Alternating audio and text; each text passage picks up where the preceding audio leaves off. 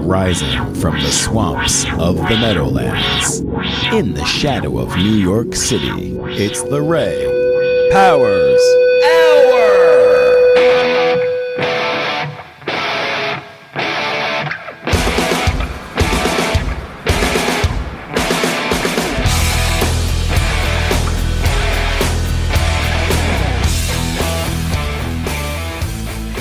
This is the Ray Powers Hour. I'm back. On the line with me, Bongo Boy recording artist. We have a lot of AKAs, but we'll get into that later.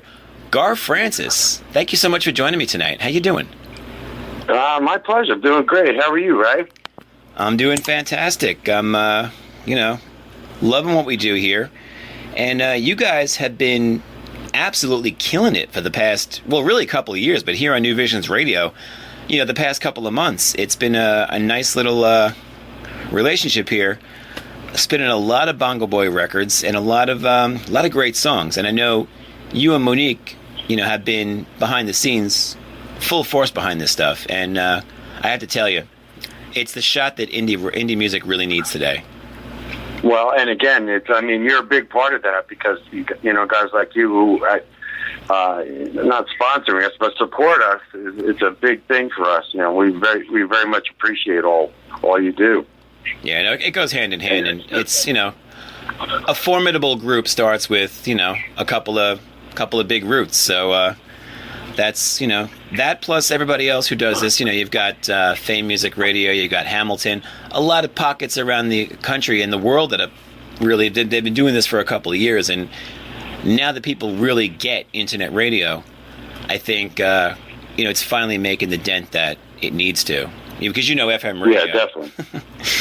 It's a it's definitely picking up where it should be. Yeah, there's just so many bands out there, musicians, and they need that kind of outlet. And that's thankful for you guys that you're out there. Well, you guys are absolutely crushing it, and you've been doing this for a long time. And I don't want to date you and I, but I know that some of your earliest gigs, it's on your website, so I'm just repeating it. Yeah, that's okay. I don't mind anymore. Yeah, right, exactly. After 30, what's the point, right? Yeah, exactly. It is what it is. What are we gonna do? Exactly. We have our resume, and we've got to be proud of it, own it. But you guys were like the pioneers back when like CBGB and places like Max's Kansas City were really just coming into its own right before the big heyday, and you got to see firsthand that entire scene just develop.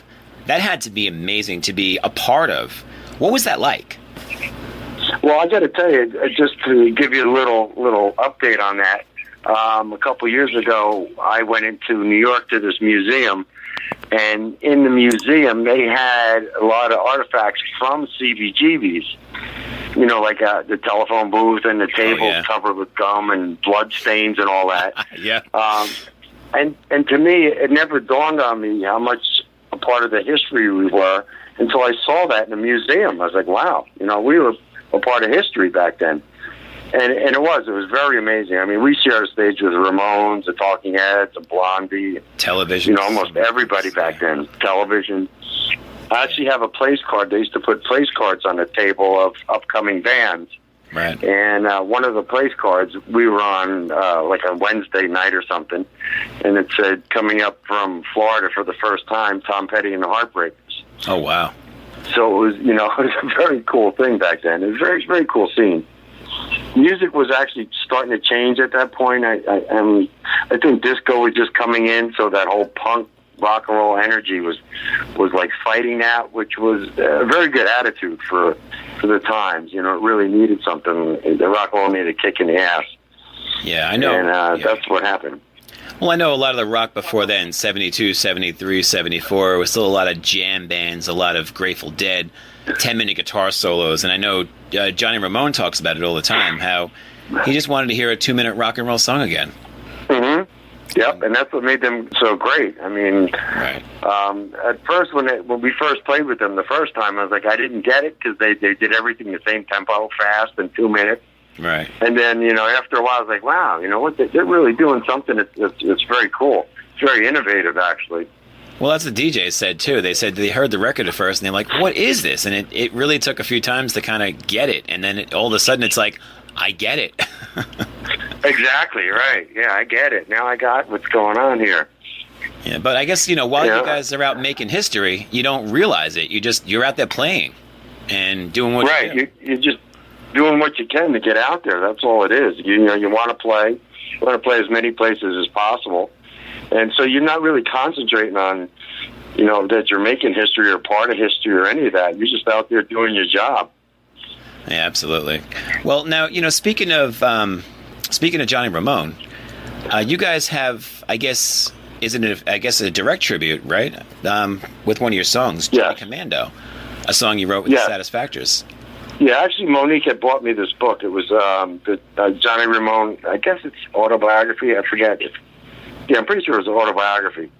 And I was just actually kind of surprised because, like I said, we played with him, but I never really talked with him much back then. Those guys didn't talk much. Right. And I was really surprised to read some of the things that some of his constitution on rehearsing, and he just wanted to be the best band they could be and all that stuff. And I was really shocked when I read, how straight he was and how businesslike he was. Yeah. And I got real inspired to write the Johnny Commando song. So it was definitely a tribute straight to him. Yeah, if it's that book called Commando, I have that copy too. I got it off of Amazon. Yeah, that's it. Yep. It's a good book. Yeah, it is. It was very good. Very insightful, actually. Yeah, written very first person, very frank and very direct, just like Johnny's talking to you. Very clippy and very, very to the point. Yeah, exactly. I said it was very good. I said we used to play with him, and I didn't know half those things in the book until I read the book. It's like, wow, I didn't know that. Yeah, you had to have the one straight guy just kind of running things behind the scenes, or else it probably would have all fallen apart. And they had said that, too. Right. Oh, yeah. Yep. So, and like every other band, they used to fight and, argue, but that's all part of the game, so. Yeah, what fun would it be if all 4 or 5 people got along all the time? Yeah, I don't think that ever happened in my whole life, so. No, me neither. Even if I had a 3-piece, it was, sometimes worse. Because you think you have a bigger say. Yeah, you're in closer quarters, so it's even worse. Yeah. Why don't you say we give this a spin? I'm talking, of course, to Garth Francis of the Satisfactors, of a couple of other outfits. He's known as a few other things. We'll get into that. But right now, I've got Johnny Commando all queued up. So why don't you roll with this one? I'll let you intro this one, and the floor is yours. All right. This is Johnny Commando by the Satisfactors, my tribute to Johnny Ramone from the Ramones. This is the Ray Powers Hour. That was Johnny Commando by the Satisfactors. And I'm talking, of course, to Garth Francis, songwriter, guitarist, and New York icon. Let's face it. Let's call it what it is. I mean, you guys have been around for a while, and you really have become part of the New York and the East Coast landscape. And a lot of years, a lot of miles, a lot of gigs. Yeah, I'm still standing too. That's the testament. It's like last people standing at this point. It's kind of frightening. You wake up every day and you touch yourself. I'm still here. All right. I'm still here. That's right. I still got out of bed. That's right. The right side of the dirt. It all starts there. Yeah. So you work with Monique Grimm, huge part of Bongo Boy Records. She's tireless and absolutely nonstop, and as dedicated to promoting indie music as anyone I've ever met. Have you ever seen her take a 5-minute break, like ever? Pretty much, no. I know I get up pretty early in the morning and I'll call her or send her a message, and I don't hear from her till later on because usually she's up till 2 or 3 in the morning, working on all these projects we got going. Right. So she is, she's brutal. She's even brutal to me, so. Well, the energy is inspiring, and, it's, I mean, doing it on this end and being an artist at the same time, I get it. But you guys turn out so many records, and you're absolutely crushing it. So, I mean, you keeping the scene full of music at a time where the majors are all scared. I don't think they know quite what they're doing anymore. And frankly, it seems like, everyone thinks the record industry is like, hanging by a spider web.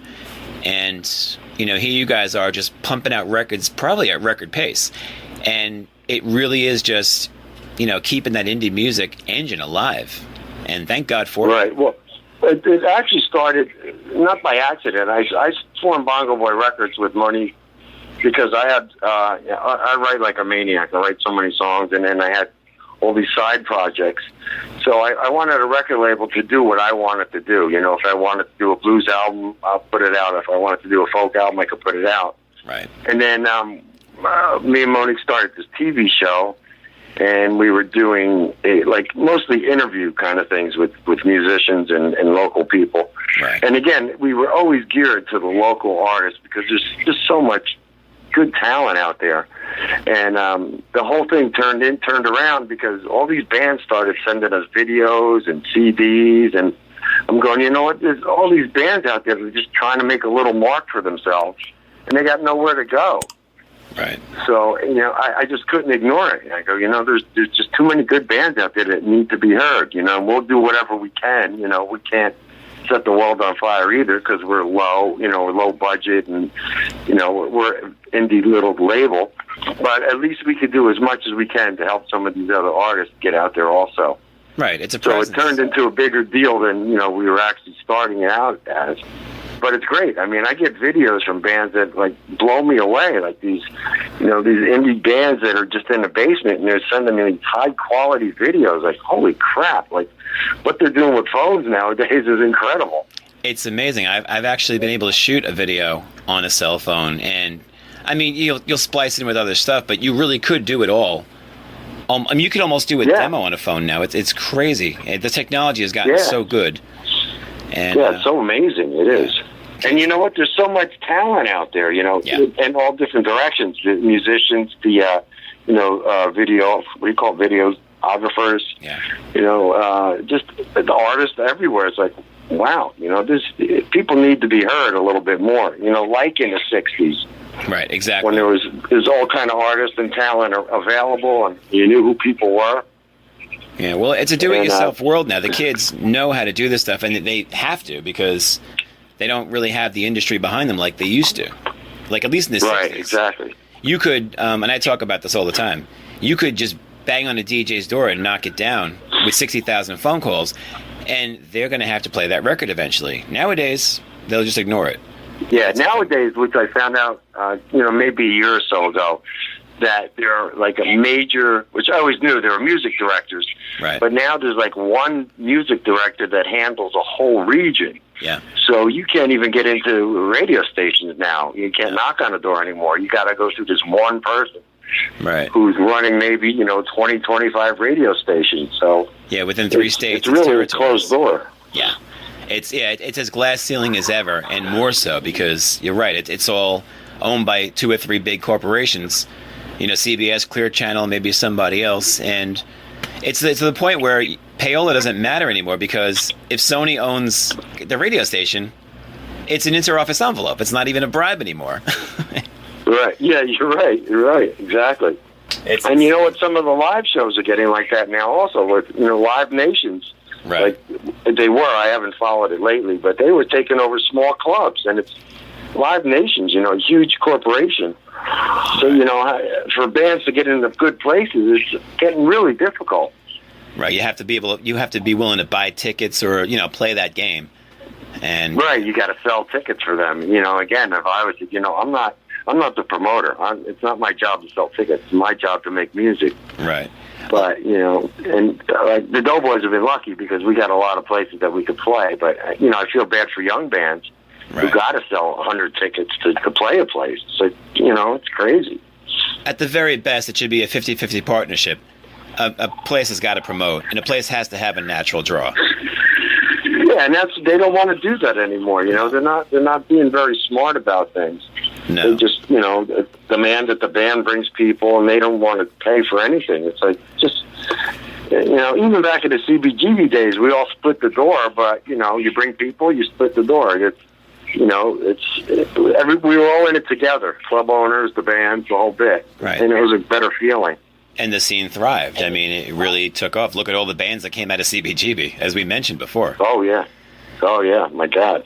I'm talking to Gar Francis. This, of course, is the Ray Powers Hour. Now, you mentioned the Doughboys, which is one of your other projects. Tell us a little bit about that. Yeah, Well, the Doughboys originally formed in I think it's '63 or '64. I wasn't in the band at that time. Okay. I was too young. They actually were. Mike Scavone, the singer, was in the same high school as I was. He was a senior, and I was a freshman. So I kind of looked up to those guys. You know, they were like idols of mine. Right. And years later, I played with their original guitar player. He formed this country rock band, which I played with him, and that's how was kind of my real introduction to the guys personally. And they reformed in 2000 just to do a one-off kind of show for the drummer Richie Heyman's birthday party, and they started getting offers to play more and more dates. And they were having a problem with their original guitar player, and they asked me to join and do a couple dates with them just to fill out their obligations.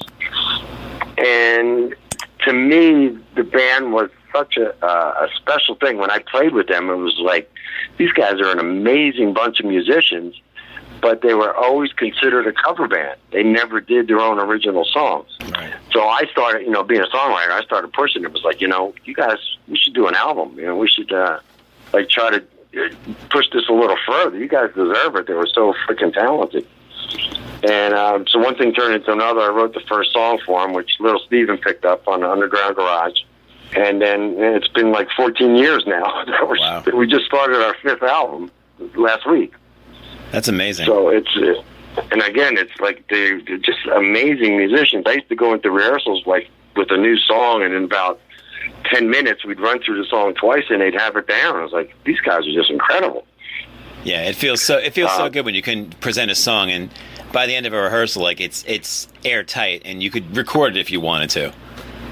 Exactly. I mean, I'd go home after rehearsal going, like, what's wrong with this? And, I've never been in a band like this. And at that point, there was no arguing or nothing. They would just play, and, everything would come out perfect. I was like, wow, this is just incredible. I've never been in a band that was this easy. Yeah, it almost feels wrong. It's like, someone, please, start a fight just so I know I'm still on planet Earth here. Right, exactly. That's why I said something's got to be wrong. This isn't the way it works. It's 14 years later, and we're still recording and playing out there, so... Something's going right. Yeah, they are. They're amazing musicians. They really are. Let's talk about New York legends. Talk about, like I said, making that mark on the scene. Mm-hmm. Well, you've worked... And, of course, they all have a pretty big background. I mean, Mike Scavone was in Ram Jam, who did Black Betty. Sure. Richie Heyman played with Brian Wilson and Link Ray, a couple people like that. And Mike Caruso did session work. So, they got some history behind them, too. Yeah, all these guys have some serious roots. I mean, you could say the same thing about the Satisfactors. Same thing with and some of the other people you worked with. Mark Lindsay, of course, Paul Revere and the Raiders. No explanation. Yeah, which there. was a great honor. That was really good. And also that happened by accident. We were recording actually the 3rd or 4th Doughboy album. I forget which one. And I mentioned to Kurt, the engineer, I said, Kurt, this song really needs a saxophone. And he goes, well, I happen to be working with Mark Lindsay. And you want me to give him a call, see if he would do saxophone for you. So he called him. Mark came down, played the saxophone. I met him. He was the guy, lead singer from Paul Revere and the Raiders. And as he was leaving, I just asked him casually, I said, Mark, if you ever want to co-write anything, let me know.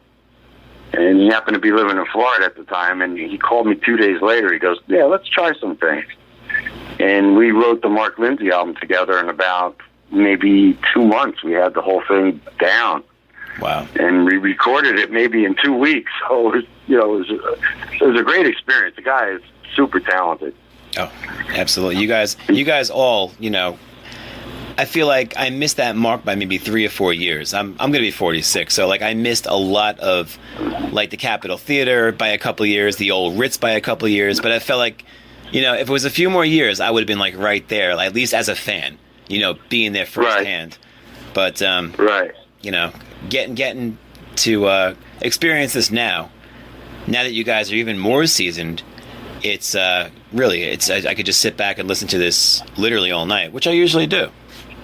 Yeah. Well, like you said, I mean, it's when we were doing it like the CBGB days and all that, we didn't think nothing of it. And now, right. I look back and go, that they were pretty important times, and I'm so glad that I was a part of all that. And when you try to explain it to people, you can see, they get excited just hearing the stories about it, and that gets me thinking. It's like, wow, it was pretty cool. It was a cool experience. No, I'm sitting here loving it. I'm reliving it, and I mean, I always knew about it as a kid, just because the older kids in the block would talk about it, come home from these shows and say, "Oh, you had to see this; it was amazing." And yeah, I caught the tail end of CBGB's. I got to play there once it was already, long in the tooth, and same thing with Kenny's Castaways, and all the bitter end in these places. Of course, to play there, of course, but. Just knowing the history that was already in the place was special. And it was a different scene. I played there years later. I was in this tribute band, Rolling Stones tribute band called Sticky Fingers. And oh, sure. We went back, and I think pretty sure it was the bitter end that we played. And that had to be, I'm guessing around mid-'80s, somewhere around there. And like I said, I was in CBGB's in mid-'70s. And just in the mid-'70s, New York looked down upon cover bands. You had to be an original band. You couldn't wear blue jeans. They laughed at you, that kind of thing. Right. And then, in the 80s, there's all these cover bands playing in Manhattan. I was like, this is the weirdest thing I've ever seen. Now they're hiring Jersey cover bands. Like, what's going on? Strange. I know.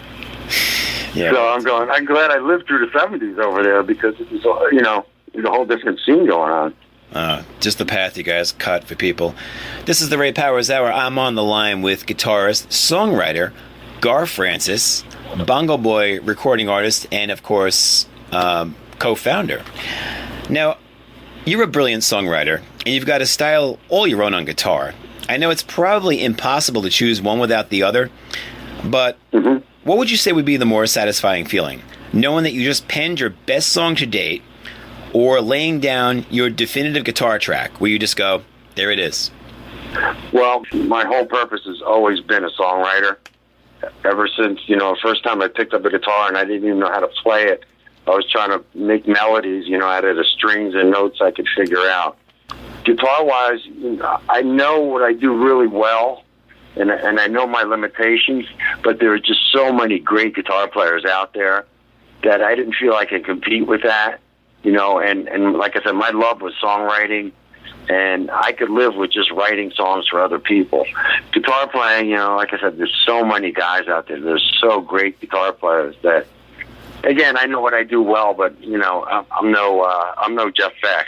So, well, there's only one. I leave that to those guys.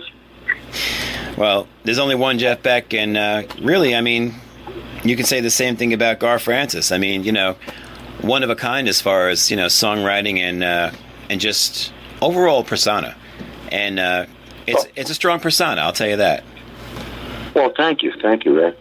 I appreciate that. And I work on it. You got to work on it all the time, no matter what you do, guitar, songwriting, any instrument. Sure, you just got to keep working at it. Yeah, you grow as a songwriter. You grow as a person. And I guess as you go on, I think it must be something to really look at a song you wrote 40 years ago and go, wow, that's where I was then. And, you keep a lot of the same qualities, I guess, but at the same time, it's like, if I just knew, then what I know now. But I guess maybe some of the innocence would be gone, too. Yeah, some things, I look back and I'm real proud of, like I said, the first song I ever wrote for the Doughboys was Black Sheep. And that was 8 years ago.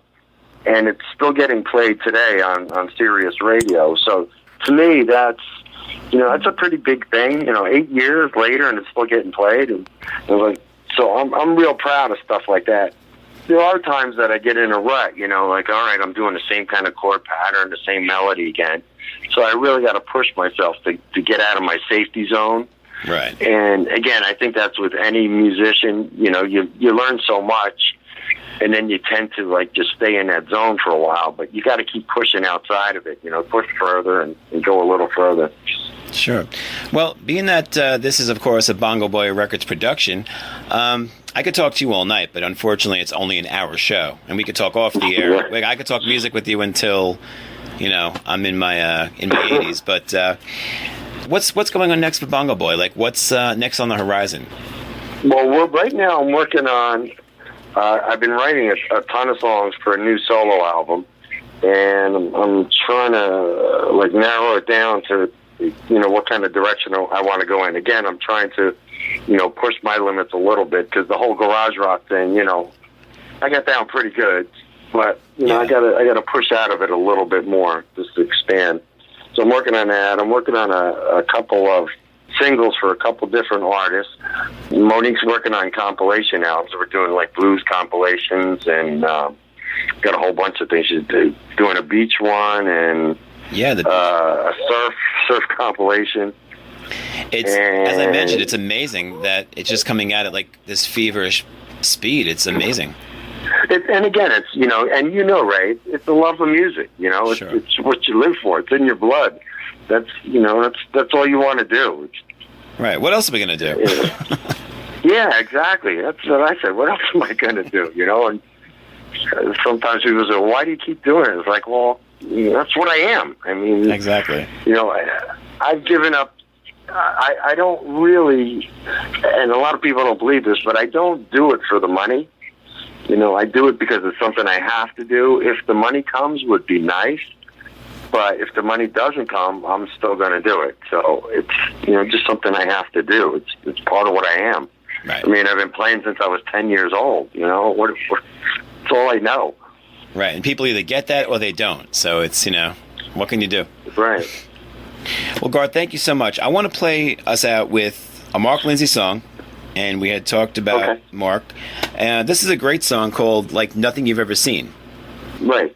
I love the song. I'd love to share it with everybody on the way out. And we got a bunch of guests on that one. We got Little Steven singing background. Wow. Mike Scavo from the Doughboys is singing background. We got Kurt Ryle from the Gripweeds playing drums on it and singing background. So it was definitely a fun record to make. We had a good time with it. I know Kurt. Cool. Everybody knows Kurt. That's true. That's like saying I know Frankie Wood. It's like, you too, I just had a long discussion with Kurt today. Oh, boy. Well, Garth, thank you so much. Come back anytime. In fact, you're ever around the area, up north, come to the Power Cove. Okay. I'm 5 minutes outside the city. And okay. We'll crack a few and we'll have a ball. It sounds like a deal.